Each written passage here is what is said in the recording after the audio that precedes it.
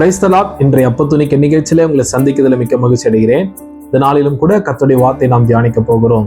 இன்றைக்கு ஒரு வசனத்தை நான் வாசிக்கிறேன். லூக்கா எழுதின சுவிசேஷ புஸ்தகம் 21வது அதிகாரத்துல 37வது வசனத்தை நான் வாசிக்கிறேன். கவனிங்க. அவர் பகற்காலங்களில் தேவாலயத்தில் உபதேசம் பண்ணி கொண்டிருந்து ராக்காலங்களில் வெளியே போய் ஒலிவமலை எனப்பட்ட மலையிலே தங்கி வந்தார். ஹல்லேலூயா. கவனிங்க, ஆண்டவராகிய இயேசு கிறிஸ்துவை குறித்து நாம் பார்க்கிறோம். ஹல்லேலூயா. பாருங்க, சிட், உட்கார் என்கிற தலைப்புல நாம் தியானித்து வருகிறோம். ஆண்டவராகிய இயேசு கிறிஸ்துவும் நமக்கு மாதிரியை வைத்து போயிருக்கிறார். ஹல்லேலூயா. என்ன மாதிரின்னு பாருங்க, அவரும் பிதாவின் சமூகத்துல உட்காருவதை குறித்து ஹல்லேலூயா நமக்கு மாதிரி இங்க காண்பித்திருக்கிறார். பாருங்க, அவர் பகற்காலங்கள்ல ஜனங்கள் அவரை நெருக்கி கொண்டிருந்தார். ஹல்லேலூயா.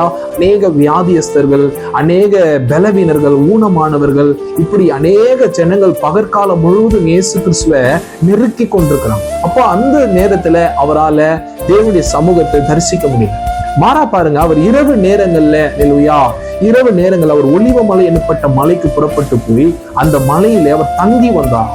இங்கிலீஷ்ல நாம் பார்க்கிறோம், அவர் அந்த மலையில அதாவது ஸ்டே பண்ணார் என்று நாம் பார்க்கிறோம். ஹல்லேலூயா.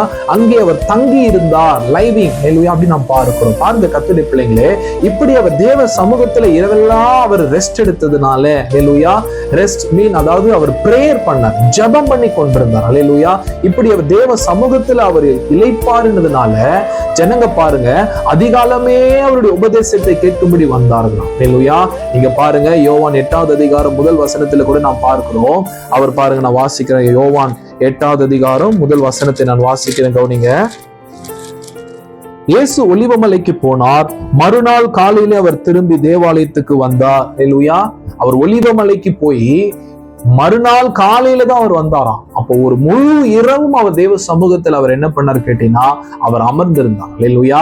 அதோடைய விளைவுதான் அதிகாலமே ஜனங்க அவரை தேடி வந்தாங்க, வியாதியஸ்தர்கள் சுகமானாங்க, குஷ்டரோகிகளை அவர் சொஸ்தப்படுத்தினார். இப்படி நாம் பார்க்கிறோம். இன்னைக்கு நீங்களும் ஆண்டவருக்காக வல்லமையா பயன்படணும் அப்படின்னா நீங்க தேவ சமூகத்துல ஓய்வு எடுக்கணும். ஹல்லேலூயா. நாம் ஊழியம் ஓடிக்கொண்டே இருக்கக்கூடாது. ஹல்லேலூயா. வேலை நாம் ஓடிக்கொண்டே இருக்கக்கூடாது. ஹல்லேலூயா.